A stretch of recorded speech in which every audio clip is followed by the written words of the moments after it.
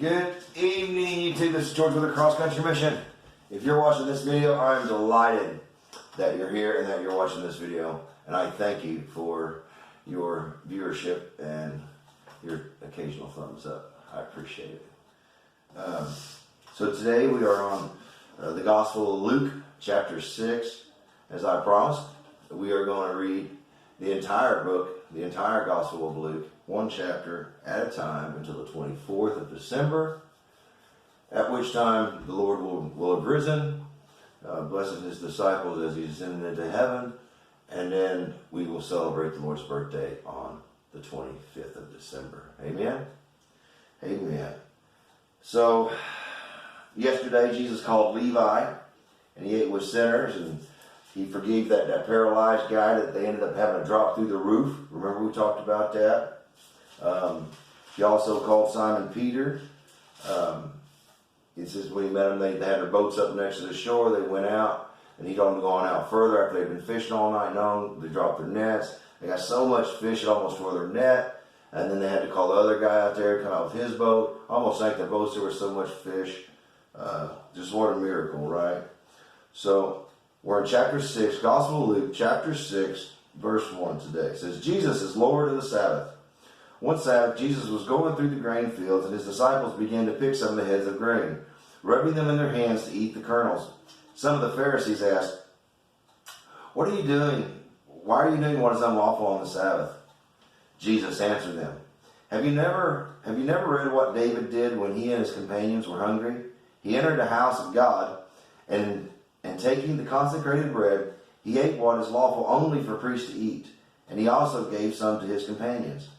Then Jesus said to them, The Son of Man is Lord of the Sabbath. I mean, Jesus is Lord of the Sabbath. It says, on another Sabbath, he went into a synagogue, and he was teaching, and a man was there whose right hand was shriveled. The Pharisees and teachers of the law were looking for a reason to accuse Jesus. So they watched him closely to see if he would heal on the Sabbath. But Jesus knew what they were thinking, and said to the man who with the shriveled hand, Get up and stand in front of everyone. So he got up and he just stood there, this guy with the shriveled hand. So Jesus said to them, I ask you, which is lawful on the Sabbath? To do good or do evil? To save a life or to destroy it? He looked around at all of them and then said to the man, Stretch out your hand. Jesus said, Stretch out your hand. He did so, and his hand was completely restored in front of everybody. But the Pharisees and the teachers of the law were furious and began to discuss with one another what they might do to Jesus. Luke chapter 6, verse 12. The 12 apostles.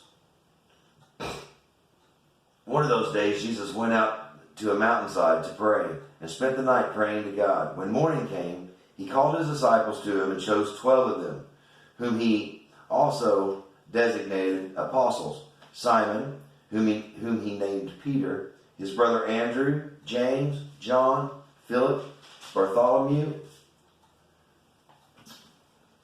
Matthew, Thomas, James, son of Alphaeus, Simon, who was called the Zealot, Judas, son of James, and Judas Iscariot, who became a traitor. Blessings and woes. He went down with them and stood on a level place. A large crowd of his disciples were there, and a great number of people from all over Judah, from Jerusalem, and from the coastal region around Tyre and Sidon, who had come to hear him and to be healed of their diseases. Those troubled and impure spirits were cured, and the people who tried to touch him, because power was coming from him and healing them all. So at this time, Jesus was down here, and he called his first 12 apostles. So those who were troubled by impure spirits. So we're talking about unclean spirits again. So those who were troubled by impure spirits, they were cured, and the people all tried to touch him because power was just coming from him and healing them all. I mean, this might be where that woman touches him that had been bleeding for like 12 years. I don't know if this is getting ready to come up, but there was so much power coming out that she just knew her faith was so strong. She just knew if she just touched the hem of his clothes that she would be healed. And then Jesus felt that power leave him that day. And he asked, who touched me? And she said, it was I, Lord. And he says, your faith has healed you. That woman quit bleeding that day. But anyways, we'll read on here. So we're going to carry on with Luke chapter 6, verse 20. Looking at his disciples, he said, blessed are you who are poor, for yours is the kingdom of God. Blessed are you who hunger now, for you will be satisfied. These are they call the Beatitudes, I believe. Blessed are you who weep now, for you will laugh.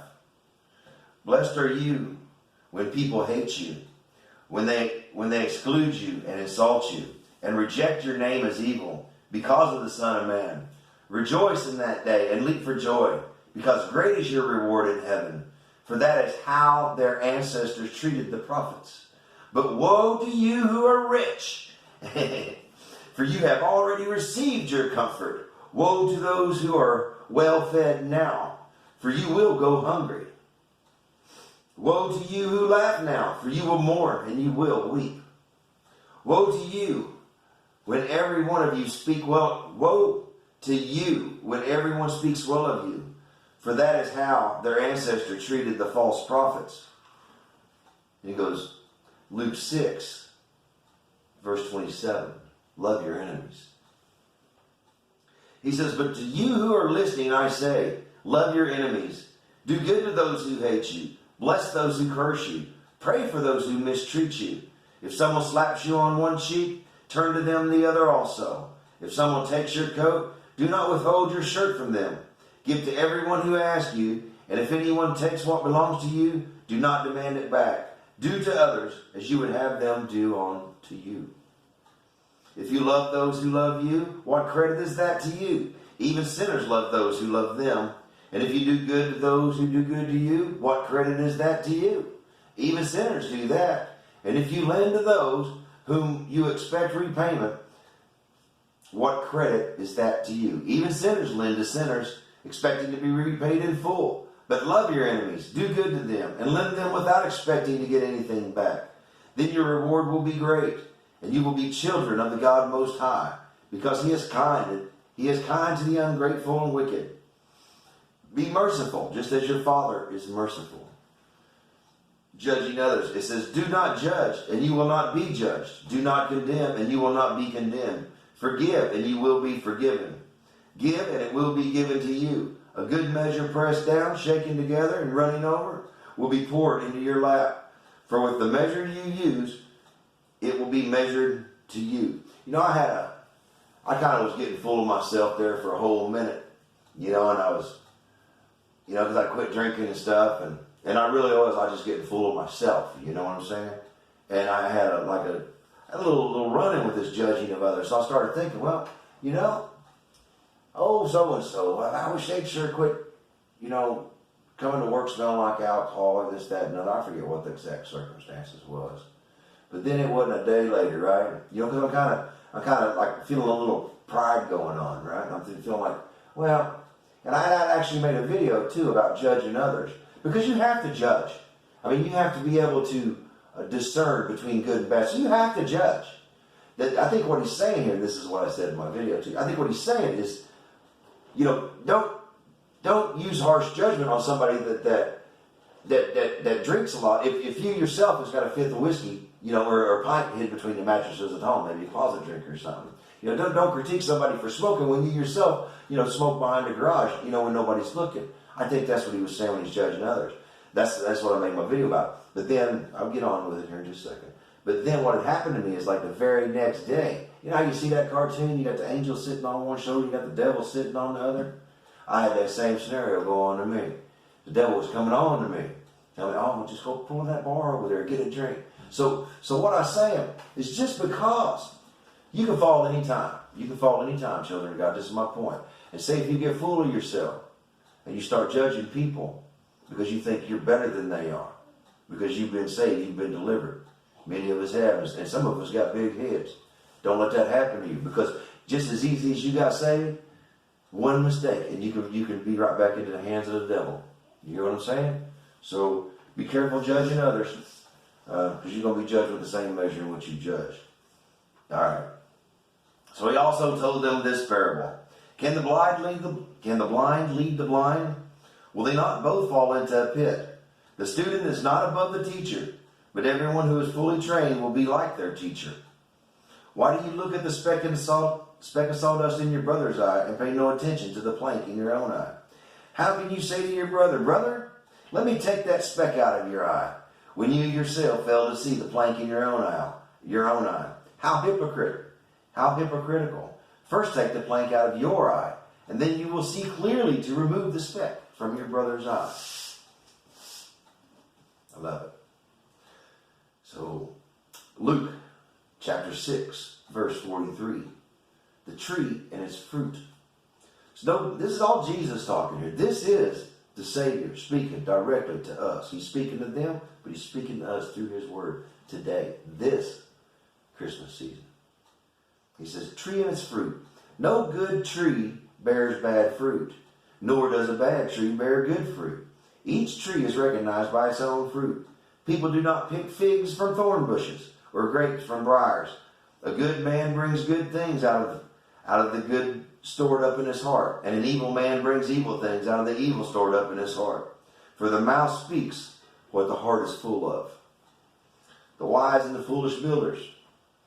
He speaks this prayer. He says, why do you call me Lord, Lord, and do not do what I say? As for everyone who comes to me and hears my words and puts them into practice, I will show you what they are like. They are like a man building a house who dug deep down and laid the foundation on the rock. When the flood came, the torrent struck the house, but it could not shake it, because it was well built. But the one who hears my words and does not put them into practice is like a man who built a house on the ground without foundation. The moment the torrent struck that house, it collapsed, and its destruction was complete. You know, in 2004 was the first time I ever met Jesus on a mountaintop over in South Korea. Anyone who's ever heard my testimony has heard me say this before. But my foundation was not good, because we had just bought a bar, me and my second ex-wife. We had just bought a bar. I was a raging alcoholic. Smoked a couple of packs a day. Just went through a divorce. All my fault. My heart was tore. You know what I'm saying? So I was just drinking as much as I wanted. But anyways, my point is my foundation was not solid. And it was 14 years, children of God, from the first time that I met Jesus up on that mountain in South Korea till January 2018, did he finally give me my final deliverance. And that's just because he made himself known to me. I'm grateful for that today. So that's it. That's all of Luke chapter 6. We'll pick up tomorrow with Luke chapter 7. If anyone is just happen to be here for the word, you can go ahead and sign on out right now. And I'll tell you a story that happened for anybody else who wants to hang out. So I got this guy at work, right? I've been working on him since I started back at my job. The Lord finally restored me back to my job that I lost in 2013 when my wife had left me. When I was still running around with Satan, he said, look over here, and I went over there. Let's go try this. This will be fun. Oh, I was doing shameful things, children of God. But anyways, the Lord has restored me. He restored me to my family. And he gave me a new set of eyes, one for only him. But anyways, when he restored me back to this job, there's a particular guy there. And he's a real good friend of mine. But, you know, he has many ideas about Jesus and about heaven and what God is and this, that, and other. So since I came back, you know, I really love Jesus. And I'm always talking about Jesus and the goodness that he is and the mercy that he has. And you know, we've had several conversations, and he's even called Jesus, your God, you know, this, what kind of God, you know, this, we went through the whole, you know, allows death and allows this to children, and we went through all of this, right?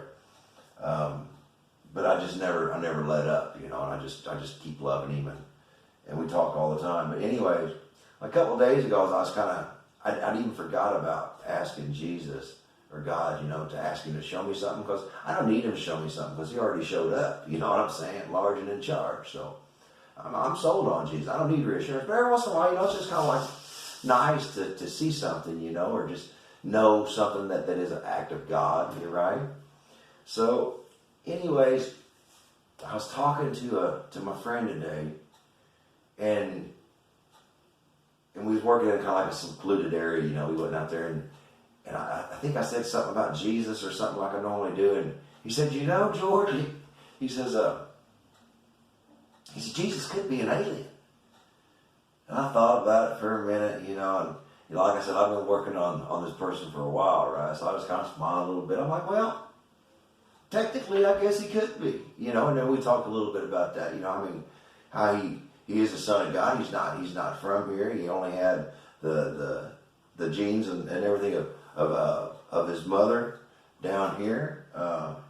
You know, he was born by the Holy Spirit. The Spirit's what got Mary pregnant, along with Elizabeth, John's mom, right? So he's not of this world. And don't take what I just said with saying, oh, well, John's, you know, equal to Jesus.